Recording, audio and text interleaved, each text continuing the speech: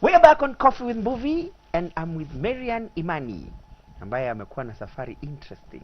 She looks 15, and she's saying she's been married how long now? 11 years. And we celebrated last week. How many kiddos after that?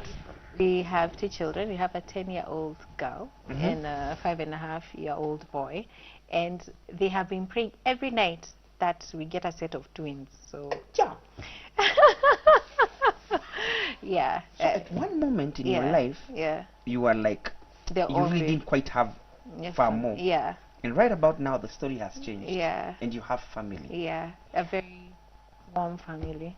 What would you tell people who are facing life and they're feeling like, I can't go on because I'm all alone in this world? What would you tell somebody like that? First, you're never alone.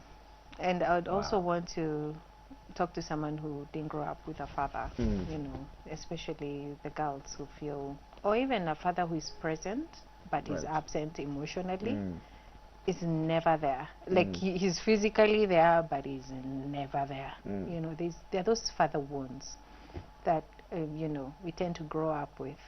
But one thing I can tell you is that you have a father in God. Wow. The Father in God that we have, whatever you ask from him, he can never give you stone for bread. He hears prayers and he answers prayers. He will do it, he does it better. My God, oh, hallelujah. When I think of my God, I feel like... You're going to do like a dance like this. Yeah, because I think because of going through so much, being with father wounds since I was a child, and learning that God is my father, everything I have gotten is from God. There's even here that you're here in terms of you have a beautiful, it's from God. I don't give credit to anybody, to anyone. It is God, because I learned that God is my father. Wow. Even after I got my stepfather, he's an amazing stepfather. I came to meet my biological father and we talked, and it took me a while to forgive him, but I got to forgive him. I met my siblings as well, and yeah, you know, we became a good, tight family, and I forgive him. And we are good. But still, guess what? After having no father, and I have a stepfather, I have a biological father. Wow. Yo. Then you have double portion. Double portion. Live. Yes, we have a relationship with him. I check up on him. I pray for him to get born again. So basically what I'm saying is, having God as your father, for those who have father wounds, God will always provide. He will always come through for you. If you trust in man, I know those girls who have father wounds and they go for older men, you know, finding solace in older men. This man will just destroy you. They'll just leave you hopeless. They will also go for other younger girls, these older men. So don't run to older men. Don't run to many men, like because of your father wounds. Run to God. Will give you the comfort you need, that solution. He will be the answer to all your solutions. He will give you that which you're looking for. He'll fill the void. I also said one of the reasons I got married early was, other than meeting my first love, was because of that void. But guess what? Marriage didn't do it for me. God still did it for me. Wow. Yeah, never do anything because of a void. Never get into something because of a void that needs to be filled. Let God fill that void, because no matter where you go, even after meeting my biological father, still the void was still there. Even after getting my stepfather, the void, because it's from birth that he wasn't there. So that rejection, So God is the one that fills voids. So turn to God. He will fill the father wound void that you have. No one will, not marriage will, not any man will, not anything, not even your mother, just God. He will fill that void. There's something you said that at this age and era, people will be like, is that possible?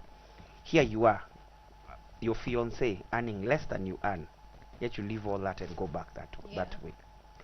Somebody's hearing that and saying, what? I just putted my boy because he didn't earn as much as I do. Oh yeah, there's that. I don't understand. This generation, ladies are dating people who have way more money and who have potential. Actually, when I met my hubby, he was earning 18K, he was earning 16,000. Sorry, repeat again. I was earning 16,000, he was earning 18,000 when I met him. Wow. Like, it wasn't about... Exactly. So, and even at some point I earned more than him, and I still married him. And right now, says imfikia, but I always tell him, whatever you get, I've gotten it because we are one. Because he is blessed, and I thank God for that. But what I'm saying is, don't be with someone because of, try and get your own money first and foremost. Like work, tell God to provide for you in whichever, in your areas of passion as well, or work, whatever you do. Be empowered as a person, but don't go to a man for empowerment as far as finances are concerned, because even if you go to a man because of financial whatever, they'll not treat you very well, because they also, they are wise, they know why you're with them. So just, if God gives you someone, love them for who they are. If you see, push, like me, by the way, in my hubby, I told him, I see you one day becoming a CEO. That day he was earning 18K. I told him, one day I see you sitting in an office like our CEOs, and I see you one day becoming a CEO. Like even today I told him, baby, whatever it is, whatever endeavors, I even anointed him in the morning. Yeah, like, you are blessed in your endeavors. I go on my knees for him. I also have my own businesses, but I really try and as much as possible to be his pillar, because we started from somewhere. I didn't meet him there with all the money. We started from somewhere together, and we're going places. So don't be with someone because of itafanya relationship ikwe very mediocre. So I think you're placing a place of, there's that journey. Create a journey that you can walk together. Don't get somebody who's already finished their journey. Unajingiza tu hapo ndani. Inaleta shida kadhaa. You talked about missing out on counseling, you know. Yes. So it would be nice to also put value on that and tell guys why you think you missed out and what its value is. The reason why we missed out on counseling, Mbuvi, is because I was in Dubai and he was here. But I think counseling would have really prepared us for what's ahead. Like meeting the road. Exactly, and also because I was away, and as much as we loved each other, marriage entails a lot. Counseling would have really helped to avoid some of the things that we had to go through. So they really have made us mature and learn, and we've learned our lessons, and you know. But counseling, premarital counseling, is really important because it makes you also not look at someone at the face value. You not just see Maryanne as a sweet girl, or not see Mbuvi as an amazing jovial person. You'll actually go deeper. Who are Mbuvi's friends? Who are his family? What are the blessings in their family? What are the curses? What's going on? What's the generations like? Just, it helps you dig deeper. You know, so, and in every way, premarital counseling is really, like, even in terms of children, how many you should have, you know, when kids come, what happens, you know, it's really important to go through that. We didn't go through it, we had to learn everything along the way, but it's because of my distance. I was in Dubai, in Emirates. I came 2 weeks to my wedding, so it makes sense. Do you encapsulate now some of these lessons, say, in your music?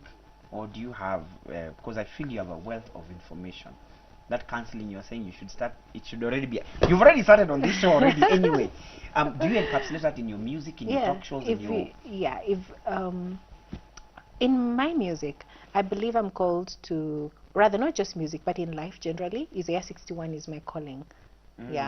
It's where you've been given the authority to open up prisons for those who are imprisoned, to declare the year of the Lord's favor, to declare what? Gladness instead of mourning. Like, basically, I'm about encouraging, I'm about hope, I'm about change, I'm about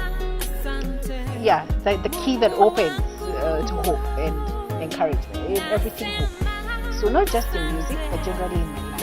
Even the things I'll sit down and talk with you, I'll encourage you. So music, yes, music. Change My Story, for example, the song I did the other day.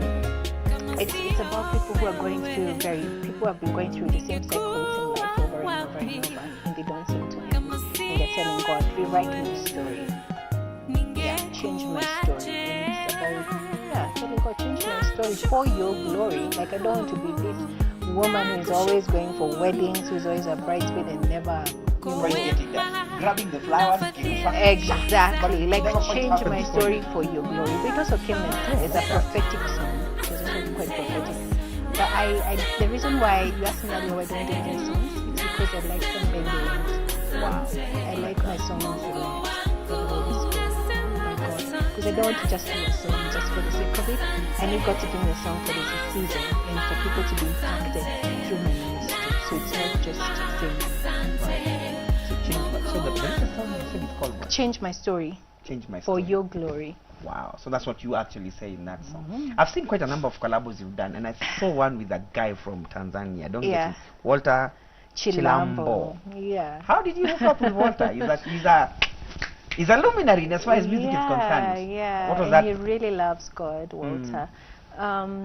So I went for an interview at some radio station, and I was asked, why can't you just do a collabo? You've not done a collabo. I was like, okay, yeah.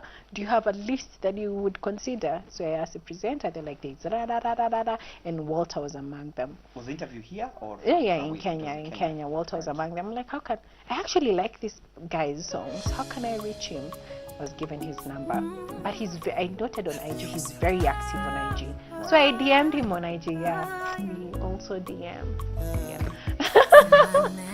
So I DM'd him on IG and asked him, Walter, I've done this song called I Surrender. I'm a gospel minister and I'd like to do a song with you. Would you consider you available? He's like, do you know? He responded and said, do you know I had inboxed you but you ignored? Yes, he said I didn't box you, but you ignored. And actually, so it's true. He'd seen my song I Surrender through Evelyn Wanjiru's status. And that song really, really touched him. Wow. And was like, wow, this lady, she's anointed apparently.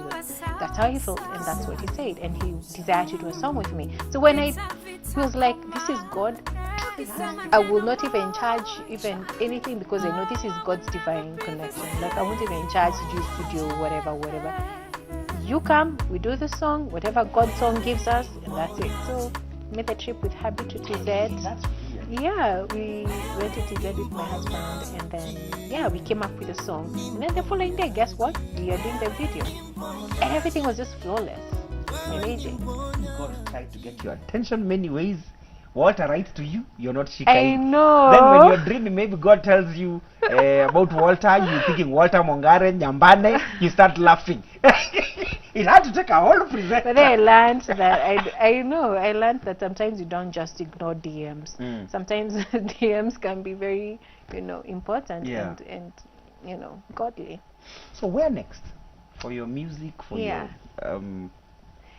so after I talked about Change My Story that I released the other day, I want to do more songs that are God-led like that. I want to speak into the season. I want God to use me deeply. I am more into God, the impact that I will make, with these songs. And I just want God to use me. So what's next is that I have more of those songs that are godly led, that are totally spirit inspired, heavenly inspired, that someone will listen to them and the environment changes.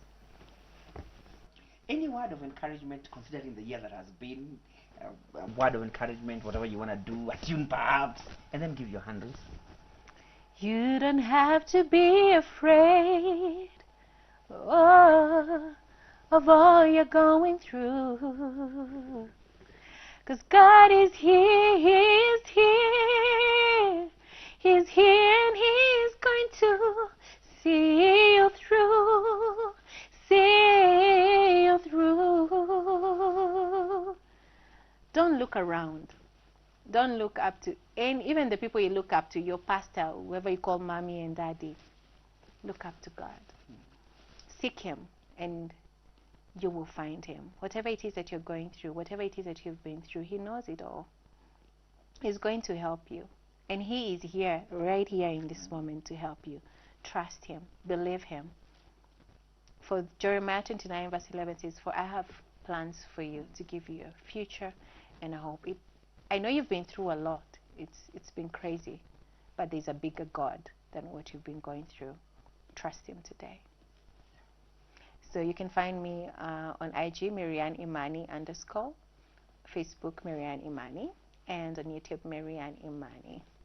And thank you for watching. And I am so grateful to be here.